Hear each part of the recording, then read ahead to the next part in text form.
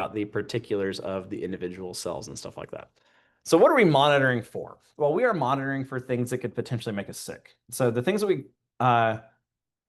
we call things that make us sick pathogens. Okay.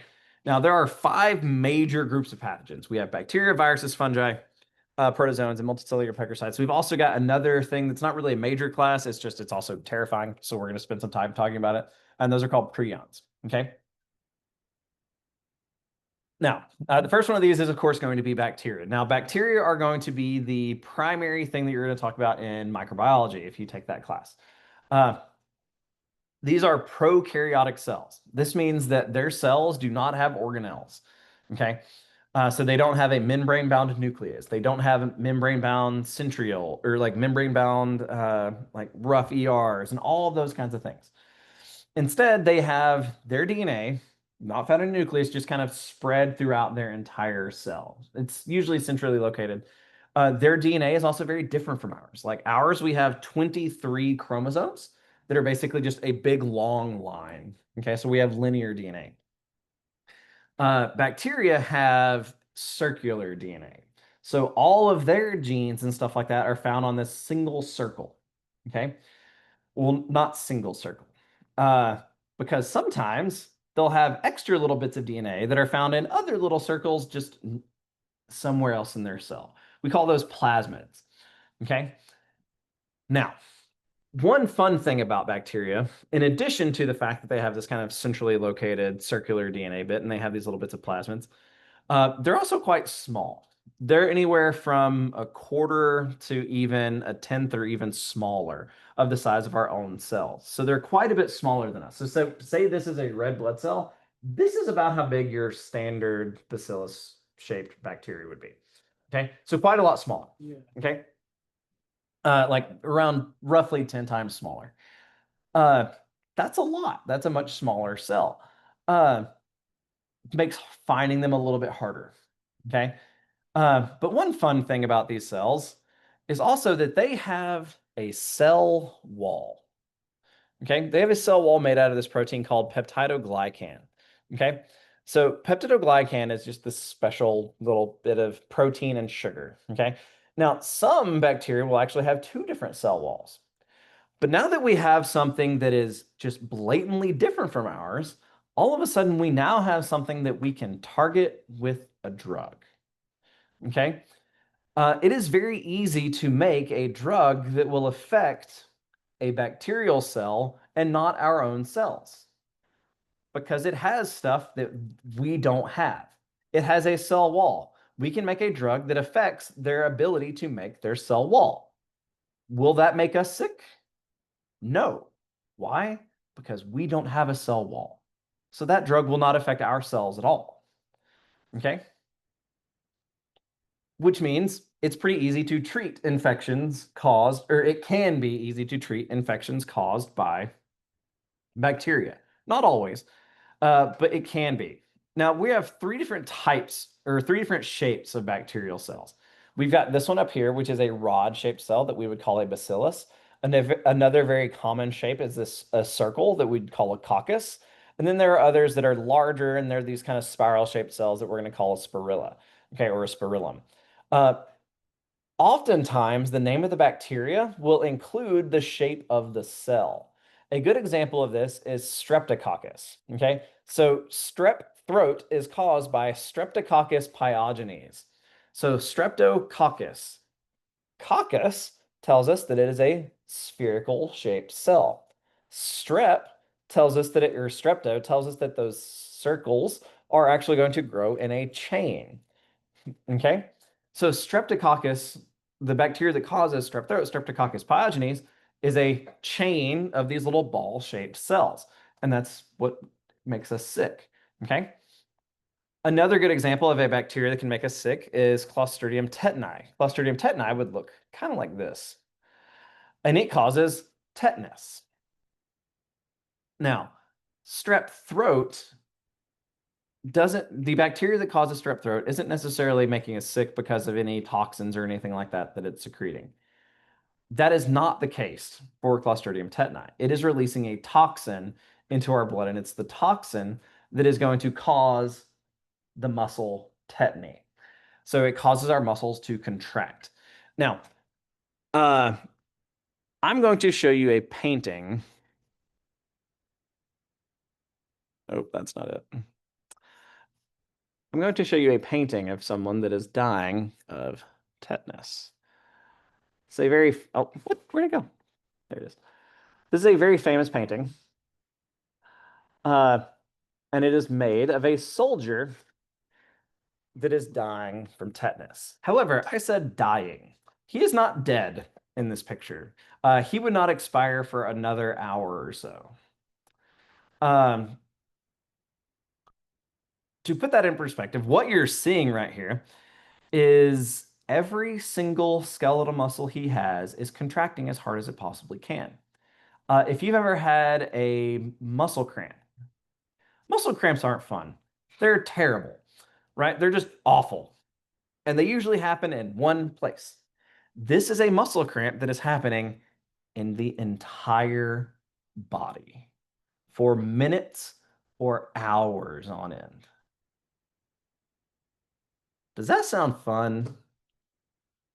Now, like I said, he's still alive right here. The way you die of tetanus is that these muscles on the insides and outsides of your ribs and your diaphragm here are all contracting so hard that you can no longer get air into your lungs, and you die of asphyxiation.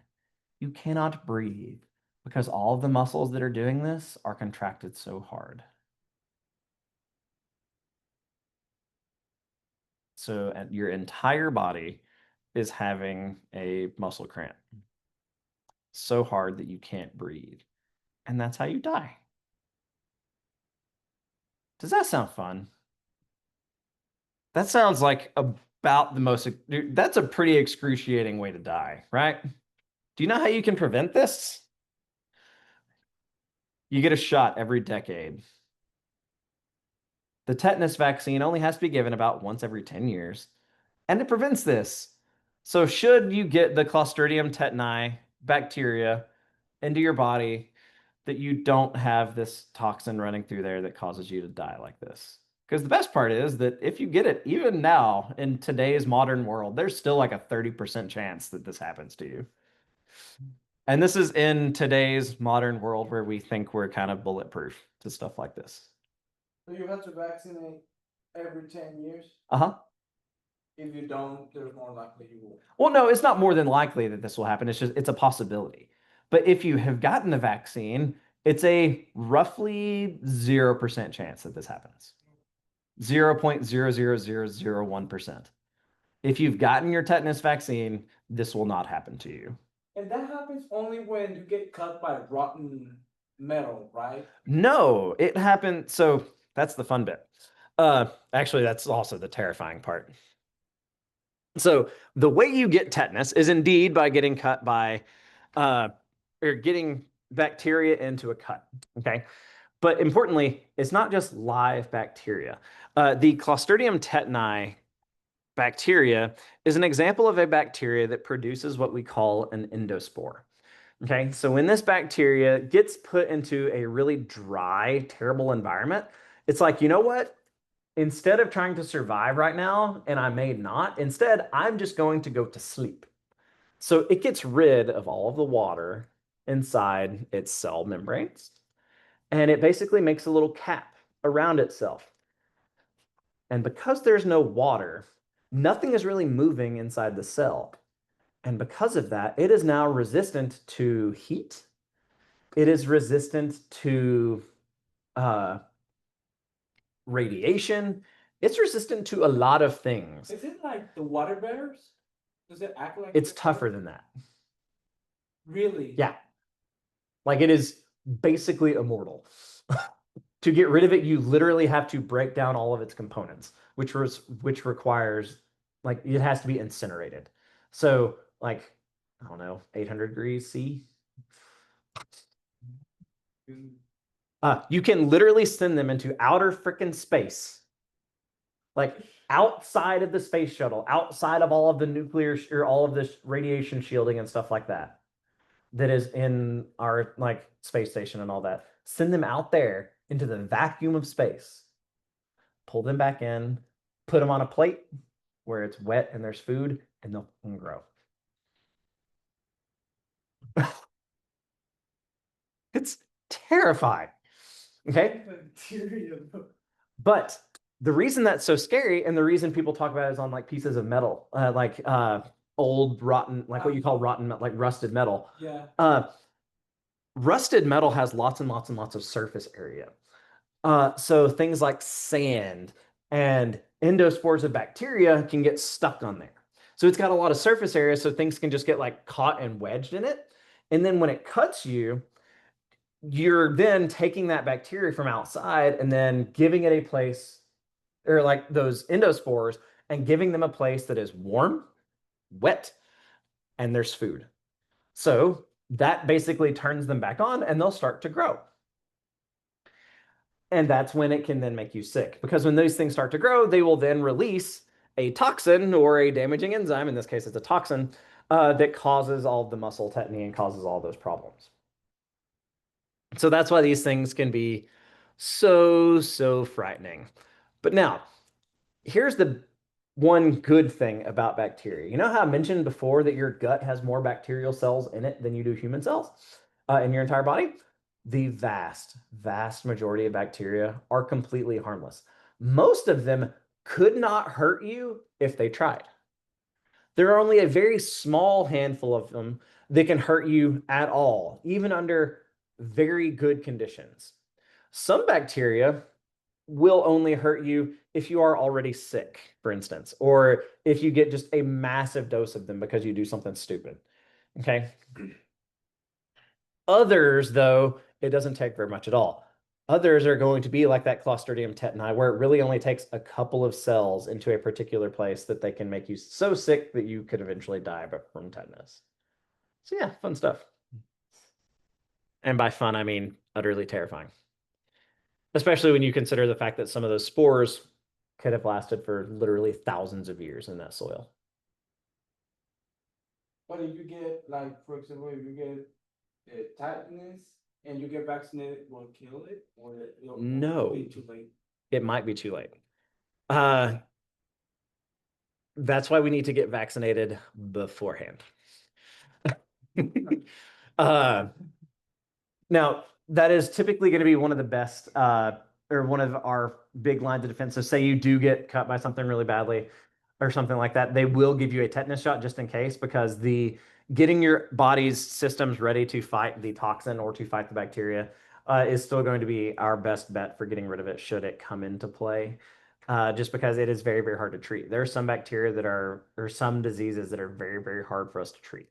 And that is one of them. So that's why it's so important for us to have vaccines for some of those things. Rabies is basically untreatable.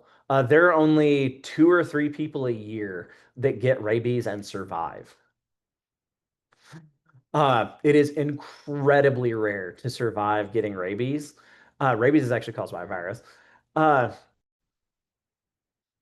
In these cases, it's even harder to treat, so it's even more important to have a vaccine against something like that if you're ever going to be exposed to the thing that causes the disease. So like if you're ever going to, like, if you think it's fun to play around with stuff like bats and armadillos and stuff like that, it's a great idea to get a rabies vaccine before you do that. Just because if you do come down with rabies, it is a very good chance that you will die. Crazy. Now, viruses. Like I said, like something that causes rabies or Ebola or chickenpox or the common cold. These are also very terrifying. They are very terrifying in different ways, mostly because these things are much smaller than cells. These are not real cells.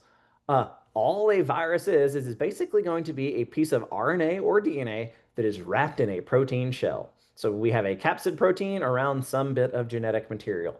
That genetic material in there is basically going to have a couple of rules, and those rules are to make this bacterial or this shell, this capsid, and the parts and pieces of that capsid, and to make more of itself.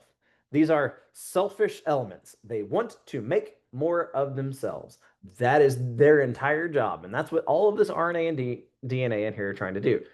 But because that's all it is very small. These are anywhere from uh, a tenth of as big to a hundredth or even a thousandth of as big as a standard cell. So going back to our size comparison of our red blood cell here to our bacterial cell, there are viruses that you can fit 100 of those viruses on the outside of a bacterial cell. They are tiny. They are so small that very, very few of them can we even see with something like a light microscope. They are tiny. That also means that they are harder to find. Because they are small, they are hard to even locate. Okay? Harder for our cells to find should they be trying to make us sick. Okay?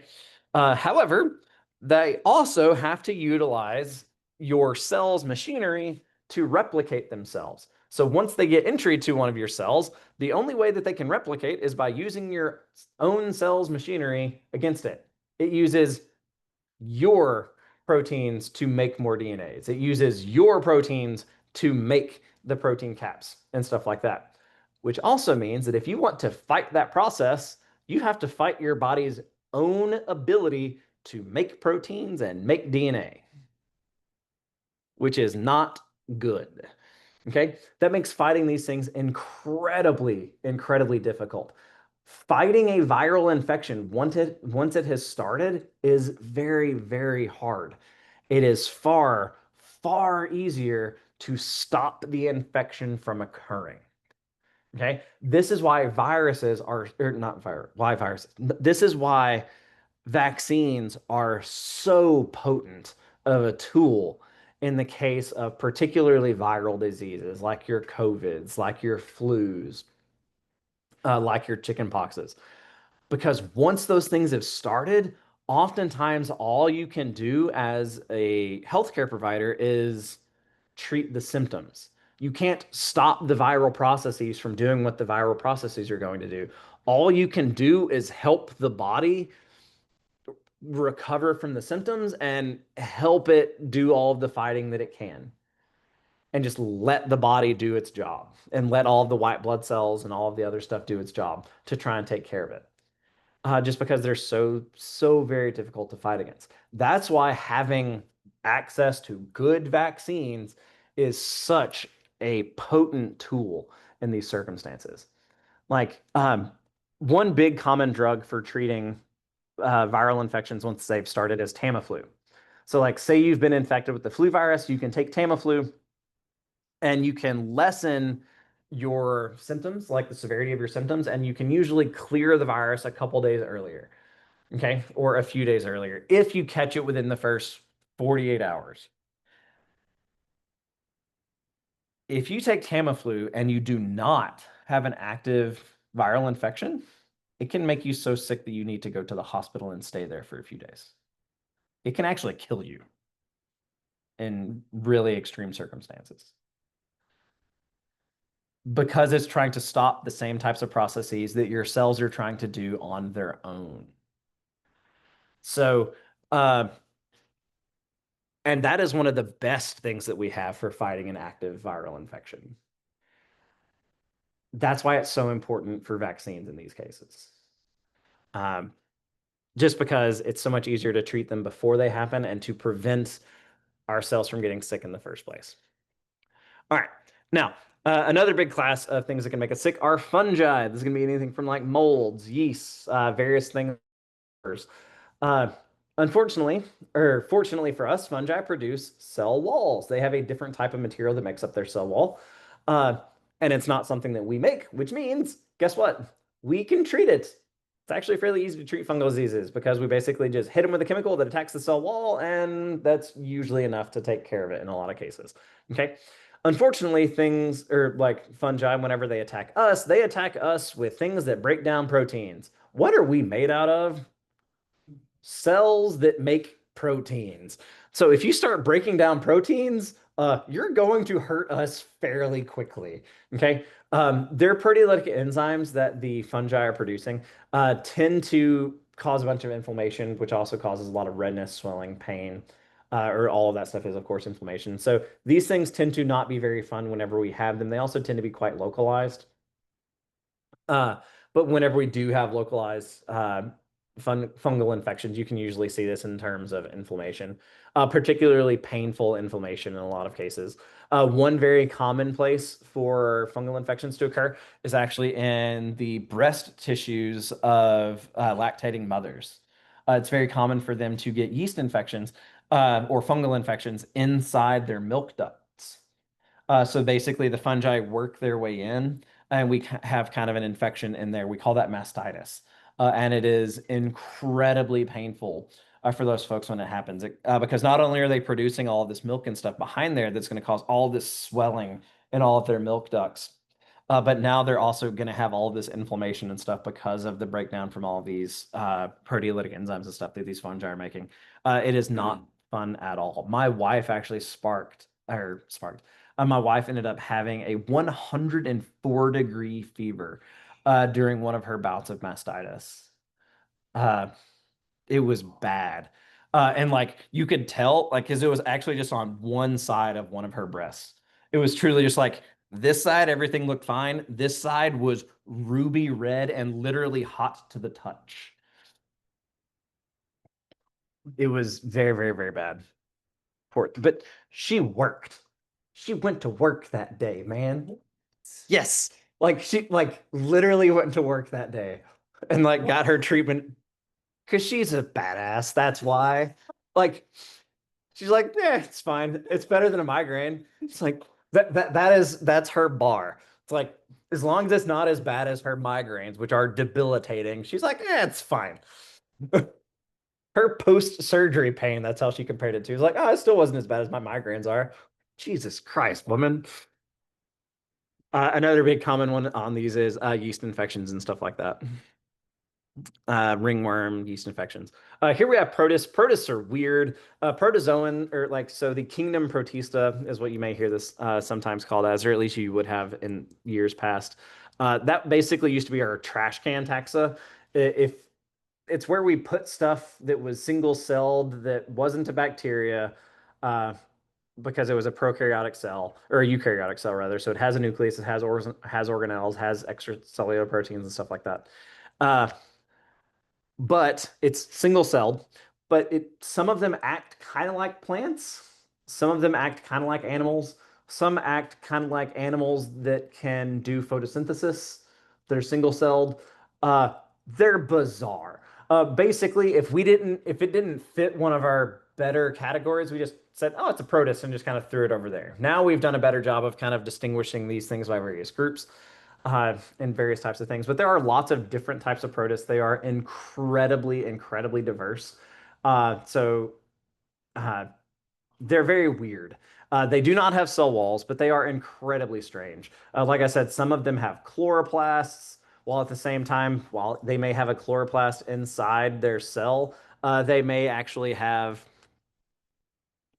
little flagella that lets the cell move around. So it's like a plant that can move, or a single cellular plant that can move. They're bizarre. Some of the ones that can make us sick, though, are going to be things that cause like malaria. Trichomoniasis, the other one that's up here. Malaria or Giardia is another big one. But malaria is, of course, going to be common like throughout Africa and stuff like that. Giardia is going to be common here, all through the tropics and stuff like that. These are both going to be big diseases that cause lots and lots of uh, diarrhea and those kinds of issues. This is Giardia, the one that you see here on the screen. Giardia causes massive, massive amounts of diarrhea and vomiting and all of those kinds of things. Lots and lots of intestinal distress, like GI distress. Crazy. I have a buddy of mine who actually has gotten Giardia, and he said it was horrendous. He's like, I thought I was going to die. Like, and he was like, there were times though when I would have rather died. Like it was that bad. He was like, it was just horrendous, like days and days, like a couple days worth of torture as far as like diarrhea and vomiting and diarrhea and vomiting. And he's like, it was just horrendous. All while he's in some like out in the middle of the desert, or not in the desert. He was out in the middle of the jungle somewhere in Borneo or something. Uh, Here we've got multicellular parasites. You look at these and you're probably saying worms. Uh, So the top one here that has all those segments, that is what a tapeworm would look like. These get nourishment from the host. Basically, they're going to eat your food for you, or they will use you for food a little bit. Good example of that is this tapeworm here. They replicate, tapeworms do, by basically breaking off those segments. And if you consume something that has one of those segments, it will then grow into a new tapeworm. Um, the one on the left underneath the tapeworm is a blood fluke. So that basically will kind of work its way out of your blood vessels and things like that and make you sick that way. Really, really, really bad. Another good example of this would be heartworm, like in your dogs. Uh, Although I guess also possible in humans. Or Ascaris is a roundworm infection that happens not in our heart, but actually in our gut. So where you'll actually fill the lumens, in some cases, really bad ones, where you'll fill the lumens of your intestines and stuff with those roundworms. That's not always how those things work, but that's how the really bad infections happen. Now, the last one of these disease-causing things is, in my opinion, the most terrifying. That's because this one you cannot treat at all. When this happens, it just happens. And from the moment that you have it, it is a progressive disease. It will do nothing but get worse over time. It's like starting a ball rolling down a hill. It will just keep rolling and getting worse and getting worse and getting worse and getting worse and getting worse until you die. Uh, that's not fun. Uh, Tell me more. so what these are infectious proteins. Okay. So importantly, they are infectious proteins that are folded incorrectly. Okay. So say you have a protein that's supposed to be folded here like my fist. Okay. Well, say you have the bad version or the prion version and it's folded like this. Okay. Well, whenever this bad version bumps into a regular version, there is a chance that it can infect that regular version to fold incorrectly. At which point now you have more of these infectious things rolling around, which means you have more chances for them to touch the good one. And every now and then, when the bad one touches the good one, it will turn the good one into the bad one. Okay. And like I said, this will just continue to happen. Okay, over and over and over again. So these diseases are always just going to get worse and worse and worse and worse and worse. One well-known example of this is what we call Creutzfeldt-Jacobs disease or mad cow. Mad cow disease. Another way of calling this would be bovine spongiform encephalitis. Okay, where spongiform is your key phrase. Spongiform, as in it takes your brain, which does not look like a sponge, right? Like you remember what the matter of our brain looked like. It was fairly solid and dense, right? And instead, we'll punch little holes and cavities through it to where it will instead start to look like a sponge.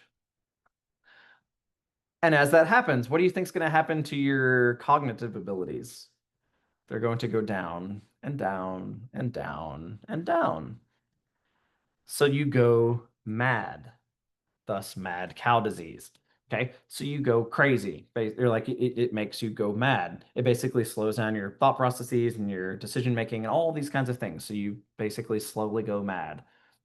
All because you took in one of these bad versions of these proteins. Now, the best bit is that like you typically like, oh, you hear protein. So to get rid of this, all you have to do is cook it, right? And it's fine. Except it's not. These proteins are still infectious even in fairly high temperatures. So they're still stable at fairly high temps. I'm talking like 200 degrees C kind of thing.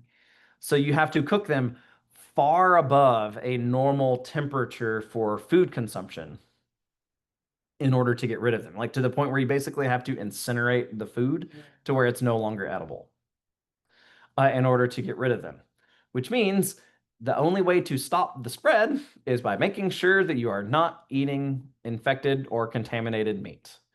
Okay. Uh, which really means we cannot eat brain under any circumstances. We cannot eat anything that has ever come into contact with brain because that is how we get these diseases, is by eating meat that has been contaminated with brain matter. The only way that we can avoid this entirely is by making sure that we are not consuming anything that has come into contact with potentially infected surfaces of brains. Or potentially, like, if it importantly, like, there is such a thing as healthy brain matter where it has never come into contact with these things, and you could, in theory, consume that and you would not get the disease. But if you eat anything that has been touched by any of these infected meats or infected proteins and stuff like that, that's when it would happen. So don't eat brain. Don't eat anything that. Don't ever eat anything that has touched brain, even if it has been cooked, because there's a tiny, tiny, tiny chance that it could have these things. But if you got it, it would never go away. So to me, that's just not worth it. But who eat brain? Lots of people, actually. Edible? Yeah. Brain? It's tissue. People eat lots of stuff, man. Like, people like make use of literally anything that they possibly can. Like, there are parts of the world where they'll eat like monkey brains and stuff like that. That's just don't. Like, if you want to eat stomach or liver or spleen, go for it. But do not eat brains or anything that has come into contact with brains. All right. So how are we fighting any of these things? Well, our fight against all these potential pathogens is, of course, going to be our white blood cells. We've got lots of different kinds of white blood cells. We have our neutrophils, eosinophils, basophils, we've already talked about before. We have monocytes, lymphocytes, all those kinds of fun things.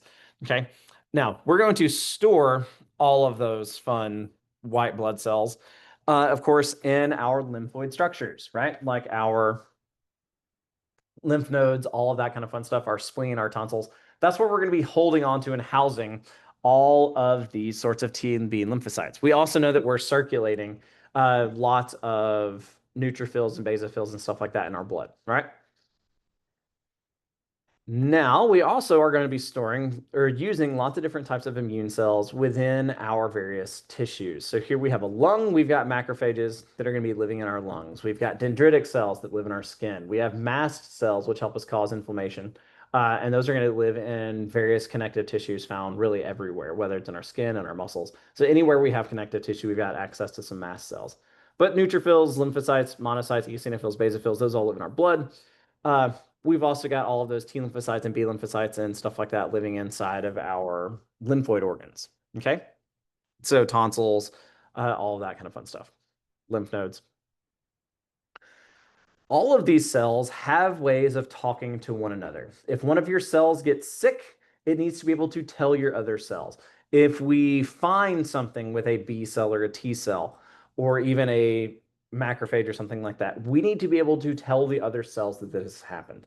The way we're going to do that is through these cytokines. Okay, so these cytokines are basically just a chemical messenger that our cells are going to use to tell our other cells what are going on, either through signaling or through telling other cells what to do, or in some cases, we'll use some cytokines to just simply destroy other cells if we need to. But these are basically going to be the chemical messengers that our cells are going to be using. Okay. Now, we have two major classes of immunity. We've got what we call innate immunity and adaptive immunity. Innate immunity is going to be immunity that is always active all of the time. It is also going to be using or not care about what the particular pathogen is. It is going to be in place and respond to any possible pathogen, and it's going to happen in basically the same way every single time. Okay. That is not the case for adaptive immunity. Adaptive immunity takes a little longer to get going. It can take a few days before an adaptive immune response can start to occur. And it's going to use primarily T cells and B cells. But when that happens, it's also going to be incredibly specific in how it handles the situation. And that's going to depend on basically what the target cell is at that point. But it will do so in a very specific response. Like, it's not going to go out and kill every bacteria. It is going to kill the one part of the one bacteria that it is made to kill, which makes it incredibly, incredibly specific and also very, very cool. Okay. Our innate immunity is going to be things like our skin barriers, all of our membranes and stuff like that, as well as our non-specific cell responses. When I say non-specific cell responses, I'm talking like fever, inflammation, stuff that just happens anytime we have any possibility of a bacterial infection. So, like, say you get a scratch on your skin and you get an infection there. How do you know you have an infection? Well, because there's inflammation. It's hot. Uh, uh, which means we've released some chemicals and stuff into those places. But those are all the same kinds of scenarios. Say you get some random virus, like what do we call it? We call them cold-like symptoms, right? Like we get moving mucuses, we get puffy red eyes, we have a fever. Okay, that's just cold-like symptoms or flu-like symptoms. That's just how we handle basically everything. It's incredibly non-specific. That is not the case for adaptive immunity. Adaptive immunity is incredibly, incredibly specific. We are using very specific T lymphocytes to attack things in particular ways, and we're making antibodies to the thing. Okay, that is our goal in the case of adaptive immunity is producing our antibodies because our antibodies are going to take care of the rest of the heavy lifting. Okay. So now we're going to kind of talk about our innate immunity just a little bit. Once again, we're trying to prevent entry. Also, once again, we do not want to be scared of our own good fungi, our own good bacteria, because our good, or what we call commensal microflora, are microorganisms, i.e., bacteria, fungi, archaea, things that live on our skin and in our GI tract that are there all the time. But by having a good, healthy population of those things, whenever a bad bacteria or bad fungus lands, it has to compete with the good ones that are already there. If you land in a place and there are 10,000 other bacteria already in residence, are you going to have a good chance of like making a foothold? Probably not, just because you're outnumbered. And they're already consuming the same stuff that you would want to consume. So you're going to have a hard time making a population. So having a good, healthy bit of bacteria and fungi in the right places is very important in protecting us against infection. All right, so here we have a phagocytic cell. Okay, namely, we have our macrophage here. Our macrophage takes in the potential infectious agent and it breaks it into little tiny pieces and then it just gets rid of them. Dendritic cells, on the other hand, after they eat the bad guy, they put these little flags on the outside of the cell that says, hey, look what I just did. They basically brag. They say, hey, look, I just ate a bad guy. Here's some parts and pieces of the little bad guy that I just ate. And they use those as little chemical messengers to tell our other immune cells that we have potential bad guys in and around us. Okay, so they basically send these up as a flag says, hey, look what I just did, so that they can tell the other cells that we have a potential pathogen in place so that we can have more immune response around us. That's pretty cool. Yeah, just little show off cells. Look what I did, coach. This is a basophil. Basophils cause inflammation. Inflammation like gets a bad rap. We usually hear inflammation and think it's a bad thing. Like, oh, that means we're gonna have a bunch of blood, like we're gonna have swelling and pain and all this kind of stuff. And like, well, yeah, that's true. Uh, but in a lot of cases, that's a good thing. If it happens at the site of a cut, we want a little bit of inflammation there. Why? Well, because that means we're getting more red blood cells to the place. We're getting more oxygen to the place. We're getting more nutrients to the place. Why? So that we can repair the damage. Okay. We're recruiting more white blood cells so that we can prevent infection in those places. So that's actually important. Inflammation in places of injury is important. Inflammation in places that are not uh, undergoing an injury process, that is where it gets kind of bad. Okay. So how do we do inflammation? Well, inflammation is going to, in large part, come from our basophils. Basophils, those little dark purple granules, contain three things. They contain histamine, heparin, and eicosanoids. Histamine causes vasodilation. So it takes our blood vessels and makes them larger, which means we're able to run more fluid through them.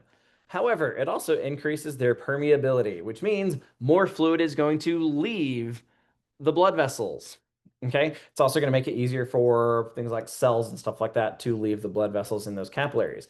What does that mean? Well, that basically means that we can get more blood flow into an area and more fluid in that area.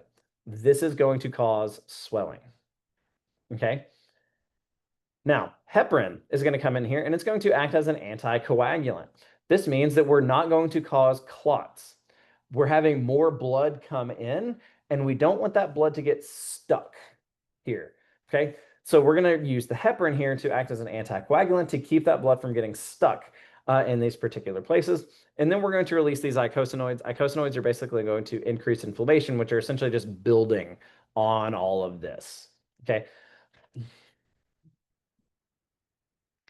So that's how basophils work. Another fun one are natural killer cells. One of my favorite cells in the body just because they have a cool name. Like natural killer cells sounds makes them sound like, okay, surely someone named that not actually knowing what they did. No, that's wrong. This is literally what they do. They kill other cells by literally shooting holes in them. They release a protein called perforin, which perforates or puts holes in the target cell. Then it takes those holes and it fills them with another enzyme called granzyme, which causes the cells to shrivel and die. That's it.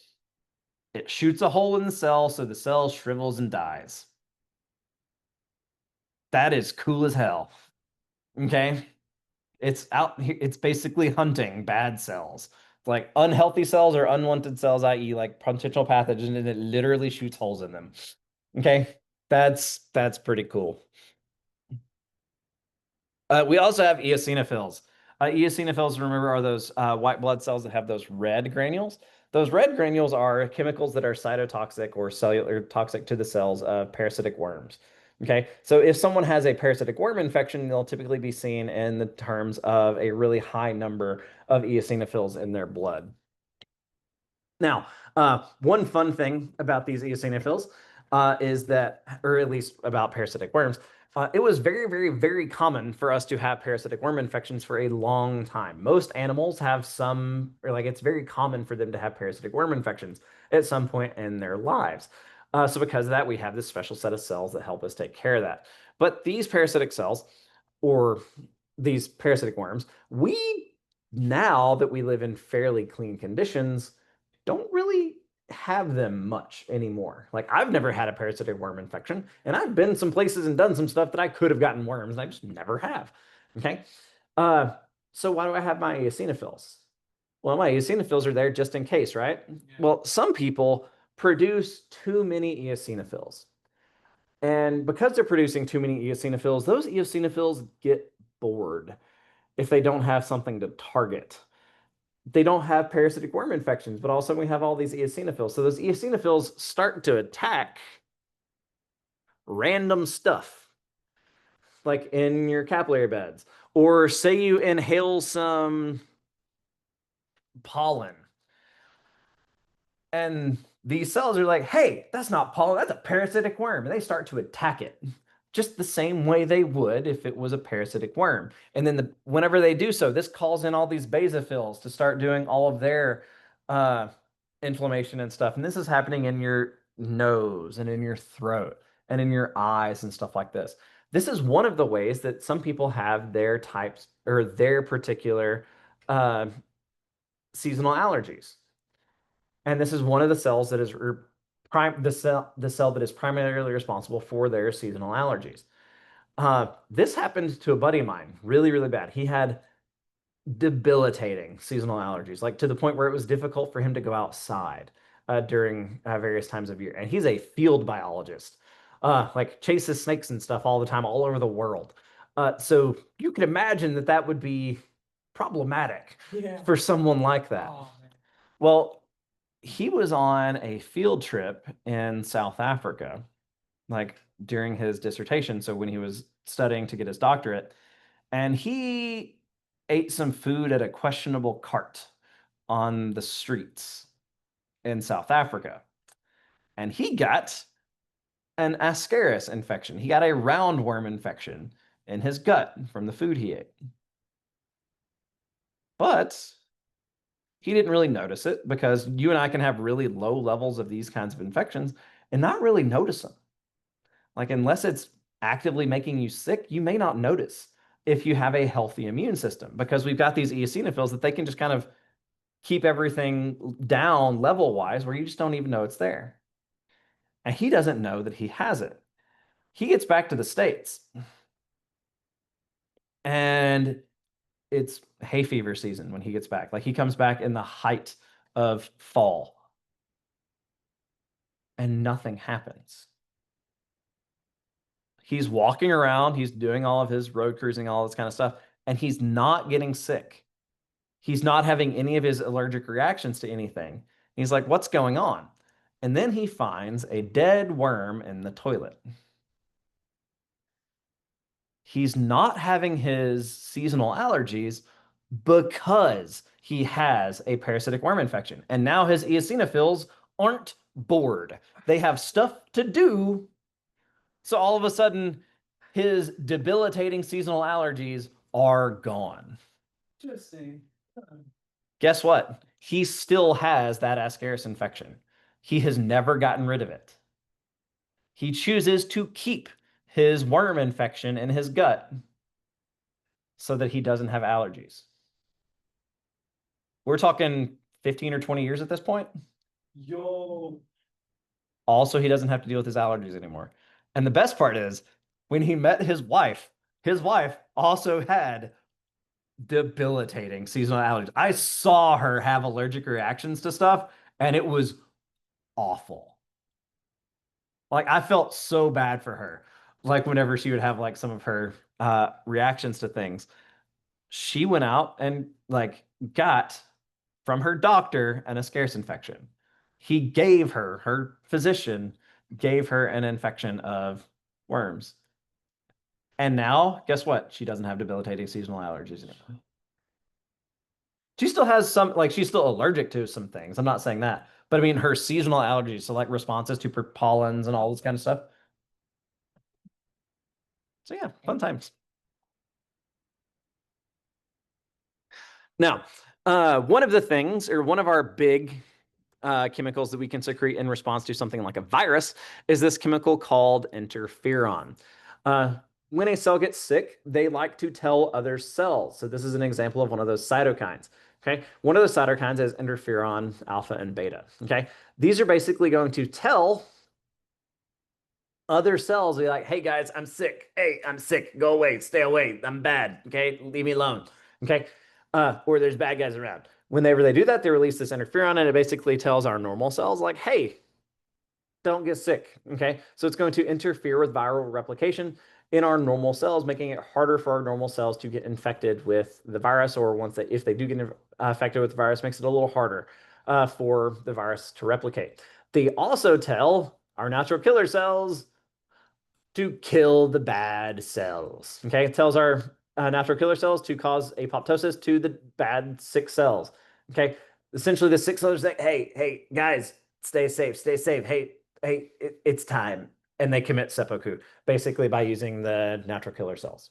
Okay, natural killer cells come in and then we'll kill those cells, essentially because they're being flagged as being sick. While also at the same time signaling all of our macrophages to come in and do their job to also get rid of these sick cells. One of the other ways we can do this is through a fun little protein called complement. Complement is this series of proteins here, all of which are going to have various effects. One of those effects is to increase inflammation. You can take things like mast cells, basophils, all these kinds of things which can cause inflammation, and throw in complement, and you get more. Opsonization. Complement can bind our pathogens and make it easier for our macrophages to eat them. They can bind our antibodies to make it easier for our immune complexes to form. They can also just straight up kill some cells. So we have different types of complement which can affect different pathogens in different ways. But all of which is basically to say, hey, we're just going to ramp up all of these other effects. Okay. Here we have a nice little picture of inflammation. Spend some time with it. I realize I'm kind of running out of time. I've also been talking a lot. Fever. Fever is important. Fever is anything over normal. So normal is 37 degrees C. So anything above 38, we would consider that a fever. This is all happens because we release these things called pyrogens. So pyro meaning hot. Okay, so pyrogens basically make us get hotter. Our whole goal here then is to increase our temperature above a base point. The reason we do that is so that we make things warmer, so we increase our own metabolic activity. So we're increasing our own interferon abilities. We're increasing how fast we do tissue repair. We increase how fast our enzymes are working and all of that kind of stuff. But it only works to a point. Okay. That point is basically what we'd consider a low grade fever. So around 100 degrees. Okay. Above 100 degrees, we start to see this fall off in all of those benefits. Okay. Uh, 101 or so. Above 101, all of a sudden we stop getting all of these benefits because things start to slow down fairly quickly. Uh, Also, by being hotter, we're also slowing down how fast the bacteria and viruses and stuff like that can replicate. So it's actually better to keep some amount of low grade fever. So while yes, you feel terrible, like it doesn't feel good to have a 99.5 degree fever and walk around with it, uh, we do have some benefits there, and it can help us clear whatever is causing the problem a little bit more effectively than we could at a uh, without the fever. So that's why it is actually recommended to leave a low grade fever untreated. However, that's why I say low grade. That in that kind of 100 to 101, it's okay. Anything above that, by all means, start to treat it to get it back down. That's because if we start to get too high, we will actually start to decrease metabolic activity. We will start to decrease the efficacy of our enzymes and proteins and stuff like that. In some cases, you can literally denature our proteins. Another word for denature is cook. Okay. You can literally change the shape of some of your proteins whenever they get too hot.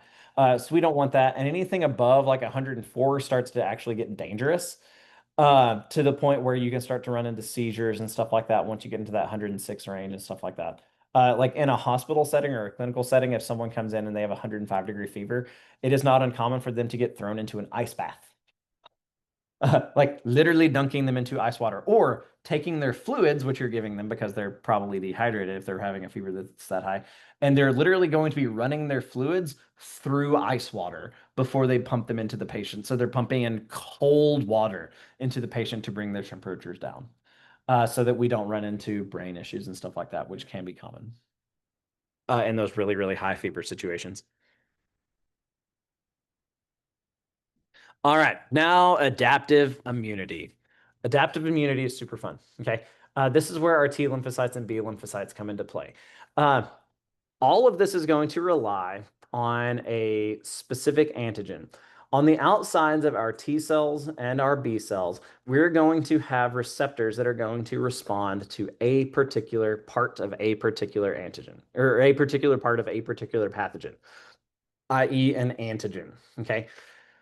A good example of this is the COVID virus. In COVID, the most easily recognizable antigen on the outside of the COVID virus was the spike protein. There were other proteins found on the outside of it, but the biggest and most easily recognizable one was the spike protein.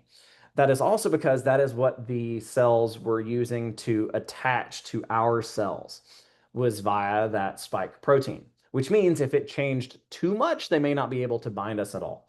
Okay, so that made it a pretty good target. So our cells then would recognize the COVID virus by recognizing that spike protein and by having something on the outsides of our cells that could recognize that protein. Okay. And that's what all these little feelers out here are. These are basically going to be receptors for a particular antigen on a particular pathogen. So we're talking being incredibly, incredibly specific. Okay.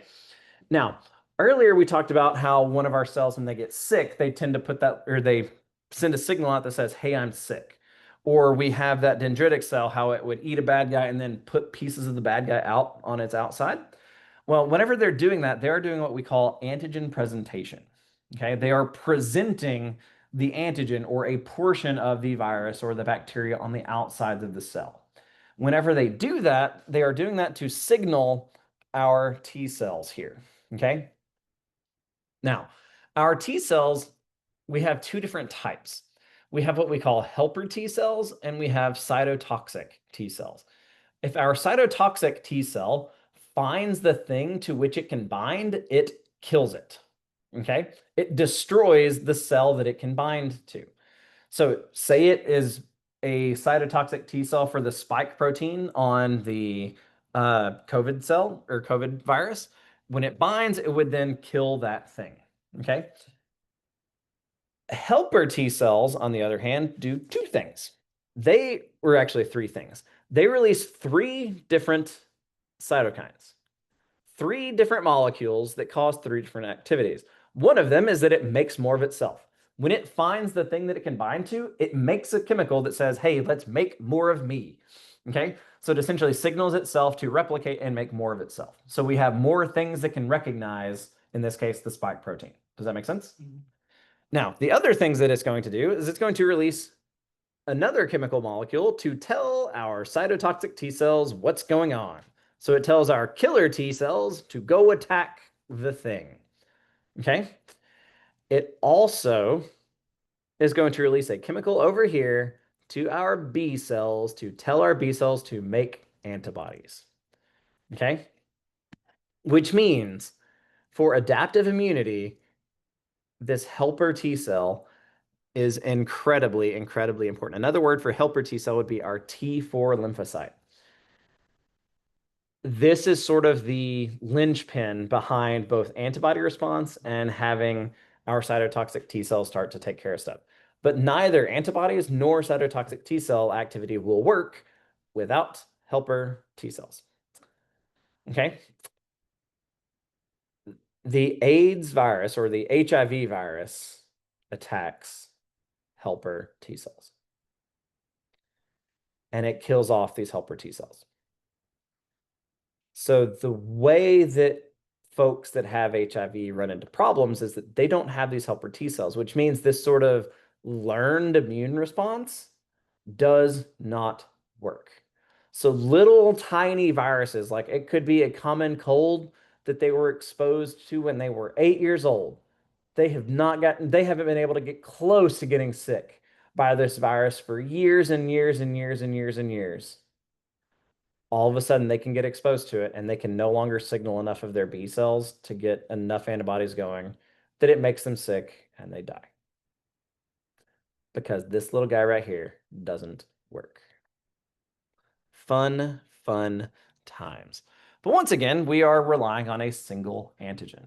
We are relying on a single piece of a particular pathogen.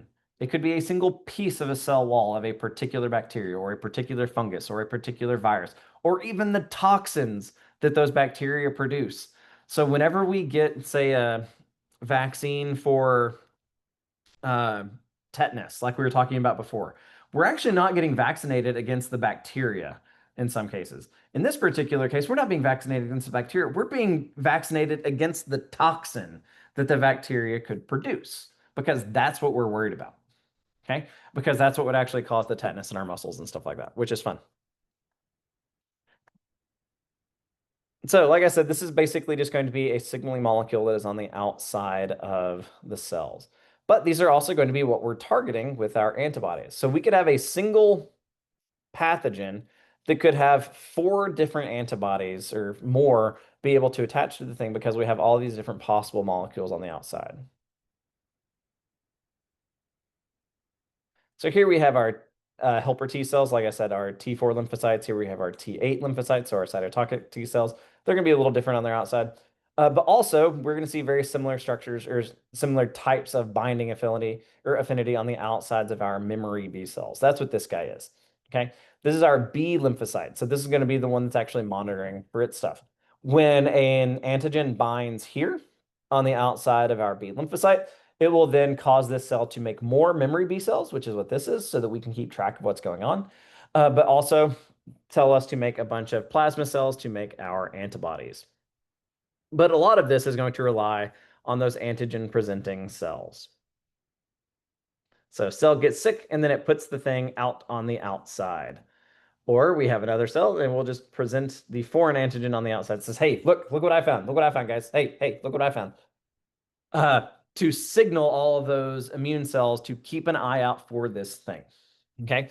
And when they do that, though, that's going to cause a bunch of these reactions on the outside. Okay. So here's that dendritic cell. Remember that we saw before. It's showing off. It's saying, hey, Mr. Lymphocyte, hey, look what I found, look what I found, look what I found. And that's going to cause this cell to release all of those interleukins so that we can tell our B cells to get ready for it, to tell our other T or our T8 cells to get ready for it, that it's what's going on.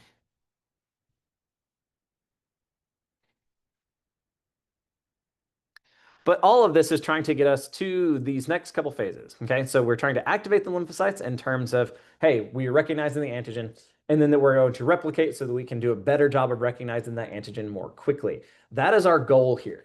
It's not just that we can respond to the thing, it's so that we can respond to the thing better next time. Okay, and that's going to be our effector response. We are trying to make large quantities of antibodies to help us deal with the thing that is happening right now, but also at the same time giving us the ability to better fight against it the next time.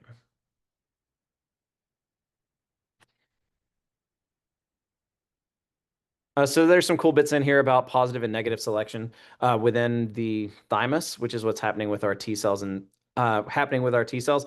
It's basically to make sure that negative selection is making sure that we're avoid binding ourself. So making sure that we don't attack ourselves. That's going to be a very important thing. While also at the same time making sure that we have the ability to bind anything that could be displayed by a flag molecule out here.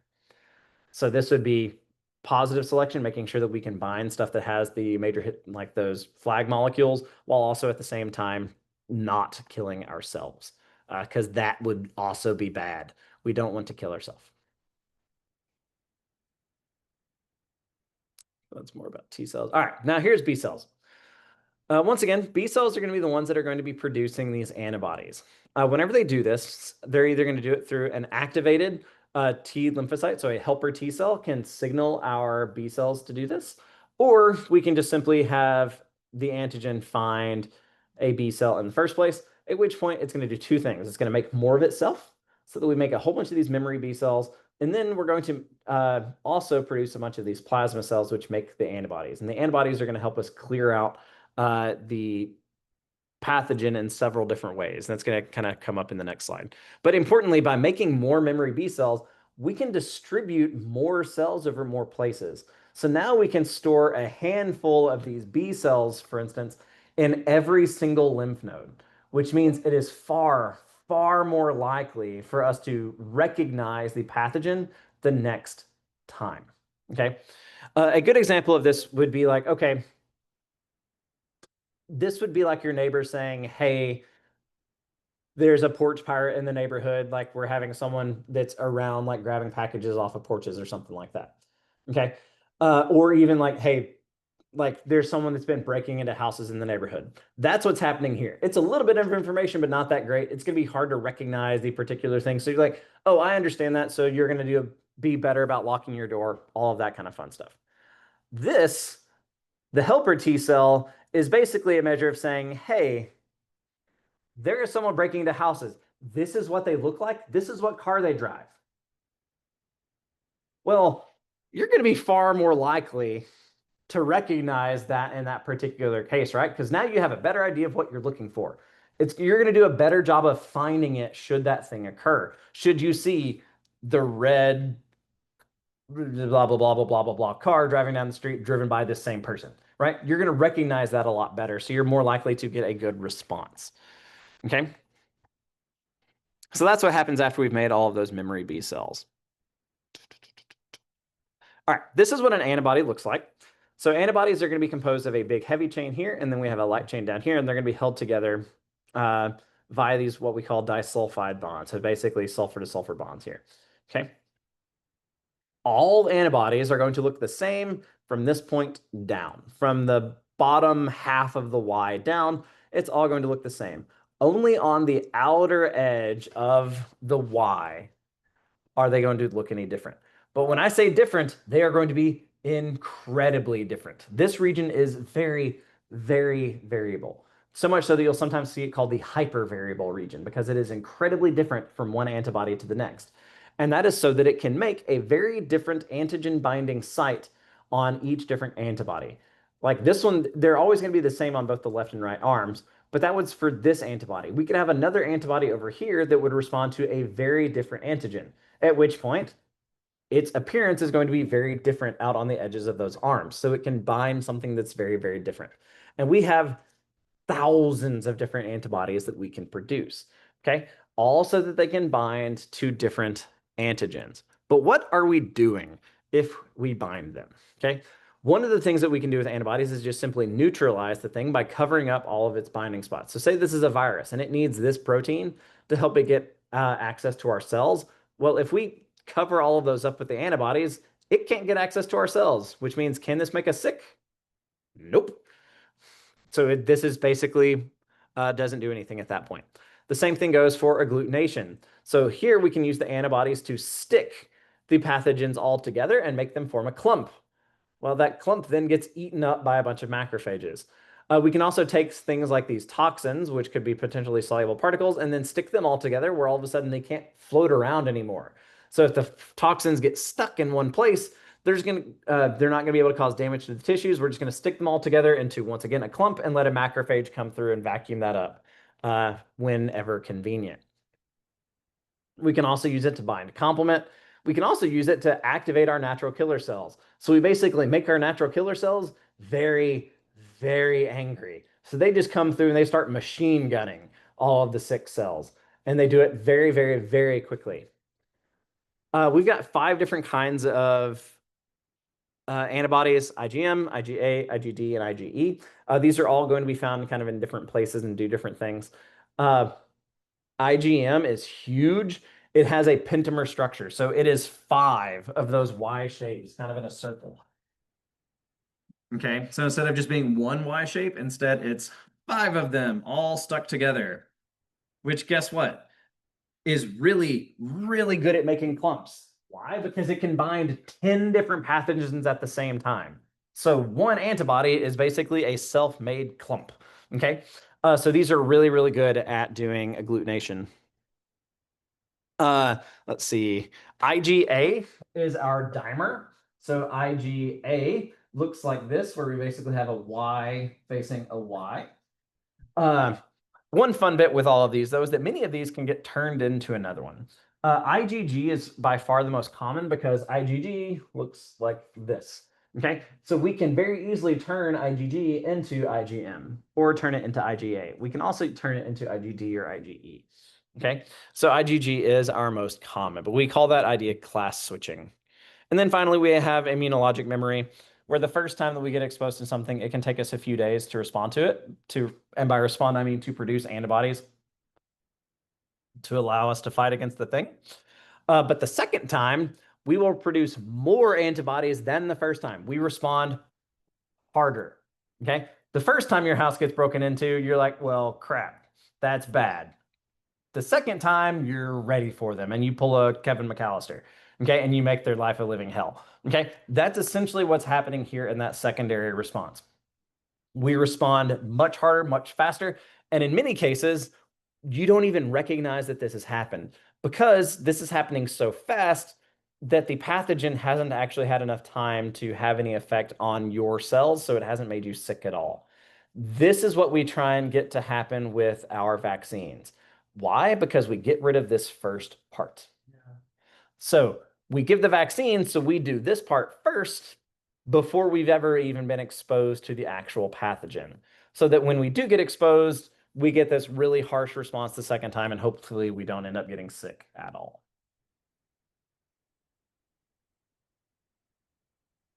So that is the immune system, and that is the lymphatic system. And I'm sorry that I just talked for 2 hours. I'm tired.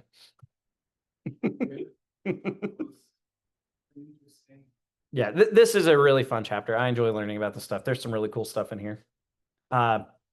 Diseases can be fun. I don't want any of them, but it can be very interesting to learn about. And we didn't even talk some, or like there are some scary diseases out there. Ebola causes people to, like, in some cases, literally bleed from their eyes. Like there's just all kinds of crazy stuff out there. Crazy, crazy, crazy. Only imagine the pain. The Titans. Yeah. That one. I think that's. Yeah. No, that is. Oh yeah. But well, especially because you have a sense of comparison, right? Like you've had a muscle cramp before, so you know how bad a muscle cramp hurts. So it's pretty easy to imagine like taking that and multiplying it by everything else.